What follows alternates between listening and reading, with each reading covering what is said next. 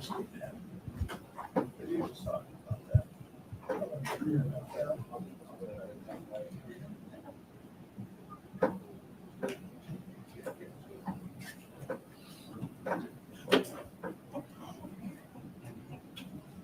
got a blister. It's not a blister.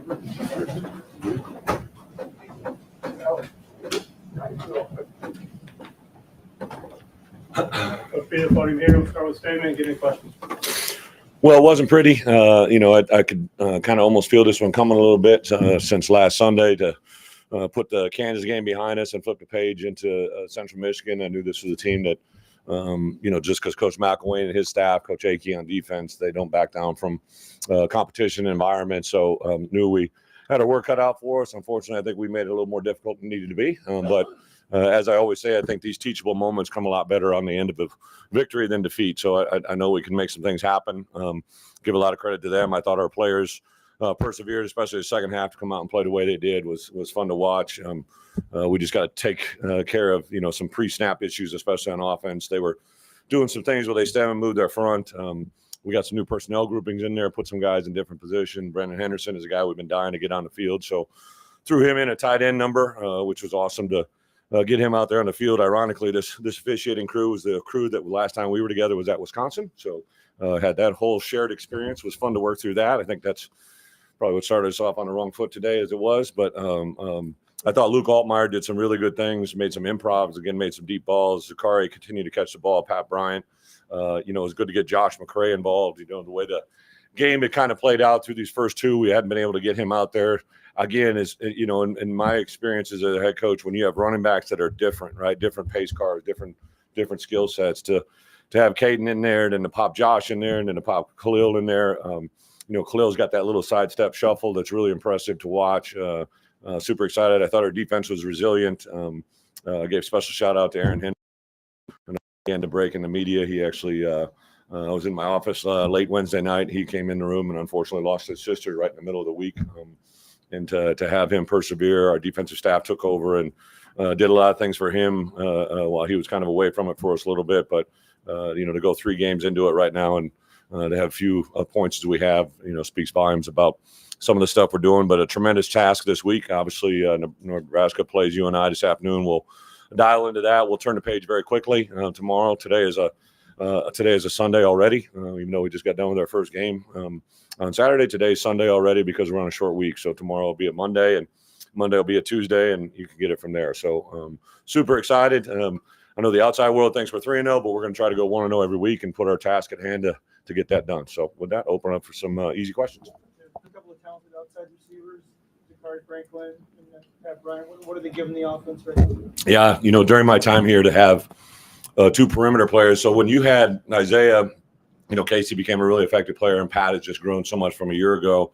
When you can have 2 players of high caliber on opposite sides of the field, that's a very difficult thing to do or to take care of defensively. And then if you have a good run game or a dynamic quarterback, which I think we do, to have that with 2 perimeter players back in the time when I was in the NFL and really began to understand doubles and how to tip your hat to a go-to player, I think it's going to be hard for teams that set up and defend us when those 2 guys have a lot of wit. So I'm really excited. Both of them continue to catch the ball really well. Luke's throwing it. We got to get cleaner in the offensive line. I think we just got to challenge that group overall. They have to take a step forward to get to where we want to be. They got to play a lot better. What is the key to getting balance with that rushing attack? Well, if we played 1 or 2 running backs, I think you guys would be all like, oh, they're running ball. If you just add up our rush totals, we're in good numbers. I don't really worry about, the overall productivity, because overall we had those running backs together. They're doing some good things. You throw Luke in there, but there's no doubt in my mind we got to be more efficient on early down runs.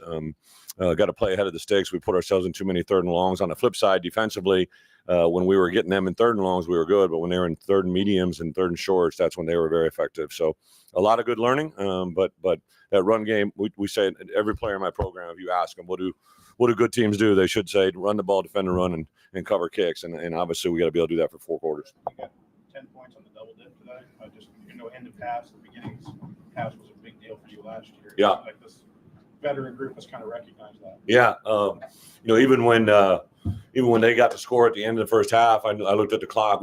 Ben Miller is an incredible good job for me of working kind of analytics. And, he and I meet a lot during the course of the week. Ben's value has been unbelievable for us. I give Josh and the administration a lot of credit to keep him and put him in an environment where he can just help me on a daily basis. He was all over it, talked about how to manage the clock. Even last week, I called a timeout on a second down play, which ended up giving us a chance to score last week. So I thought that was really critical. I did think that if we got to the 35, we would have a chance to hit a field goal, and we were just right there at it.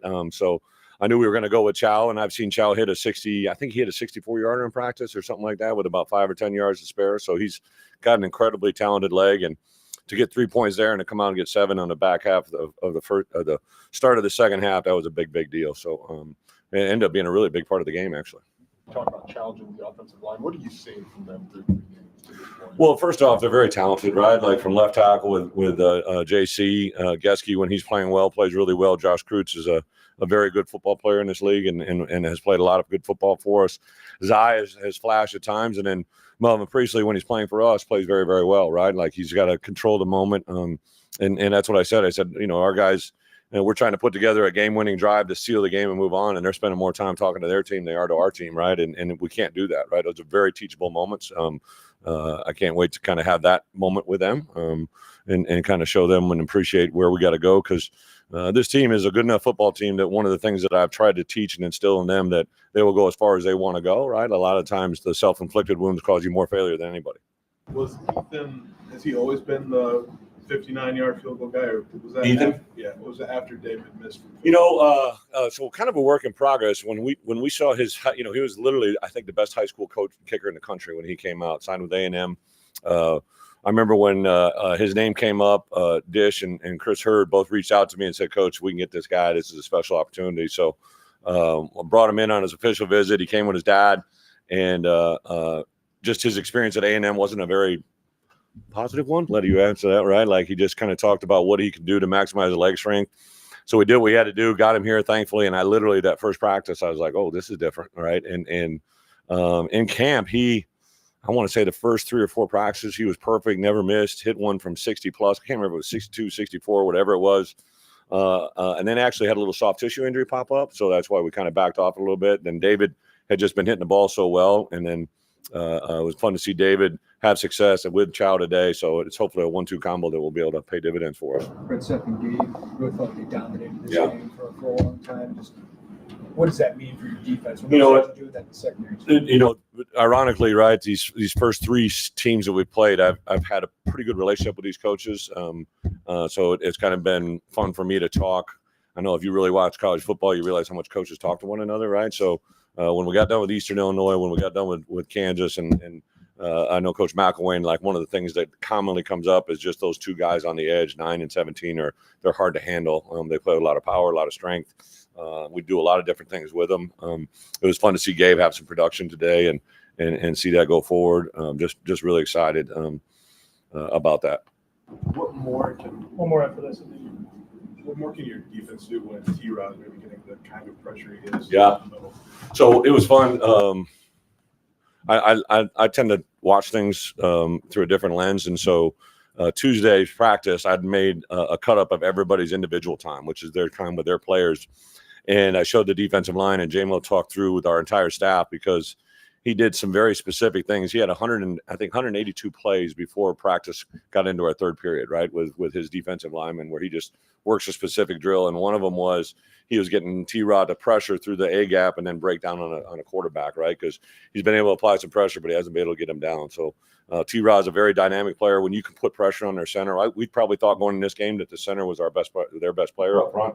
So we really want to get after him and see where it goes. You do keep talking about the 1-0 each week. You keep talking about the 1-0. But 3-0 hasn't happened in a long time. Just what's that mean to you guys overall? I appreciate that. And I know that our guys will hear it, but I've literally just been hammering them. I make 3 keys to victory every week, and our first one this year was 1-0 mentality. I think it's not just rhetoric. I think our guys understand it, even though I knew today was going to have some speed bumps. I just knew it. I mean, it's just part of being a coach. I've been doing this for a long time, and I knew those hiccups were going to come, but it was interesting. So we moved up because we had a 7 a.m. We always have a pregame meal 4 hours from our first game, right? So when you have a game at 6 o'clock, it was at 2 o'clock, 7 o'clock, 3 o'clock. Well, those are in the afternoon. we had a pregame meal this morning at 7 a.m. And it's just different, right? I came over at 5 a.m. and got a little steam with Pat Hamilton because that's what we do for the game. So grabbed a Starbucks on the way back to the hotel. Like, it was a little bit out of it, but I keep talking to these guys about routine. Like, the more you build a routine, the better you're going to perform, right? And I thought it was interesting last night. We moved our bed check up from 11 o'clock to 10:30 because I wanted to let them have 8 hours before we woke them up, right? Trying to give them 8 full hours. And a simple rule in our hotel: if you latch the door because you've gone to sleep, you can just latch it, and then the coaches will come in, see if they're sleeping or in their bed, and they'll go. So I believe we have over 50 rooms, and all but 3 rooms. I think Luke was up brushing his teeth, so he's got great hygiene apparently. And then there was an outside linebacker room where they're both sitting in bed watching TV. There was 3 rooms that the room was totally asleep at 10:30 at night, right? And I know 11 o'clock kickoff, man. When I was my first year at Wisco, we were 12-1. I had 11 o'clock kickoff in all 13 of those games, and I promise you, we were riling them to get them in the hallway right at that time. These guys just have an edge. They understand their preparation. We could jump them pretty good at halftime today. I like this football team. I think they're going to be very excited to prep this week and go to Lincoln and see exactly where we can go. So it looked like Luke was operating pretty well with that RPO today. What do you like about how he's orchestrating the offense from that part? Luke is as far as I'm concerned, like, one of the greatest things Luke brings to the table is he has a great understanding before the ball is snapped. He really understands coverages. I meet with those guys a couple times a week, and Barry's in there sometimes, but a lot of times if the quarterback's talking, I want to hear them talk, and just the volume of his voice. But also Donovan Leary and Kirk, they actually give a report and they talk to Luke, right? They empower him. And those guys are talking about so many things that they read pre-snap. I think it's very impressive to see that thing kind of play out, right? And they know the strength of that room is in that room. Obviously, Luke's on the field, but Donovan and Kirk have been awesome to prep him. And Art Sikowski's been a tremendous asset in that room overall with Barry, which has been fun to watch. Thank you, guys. Thank you.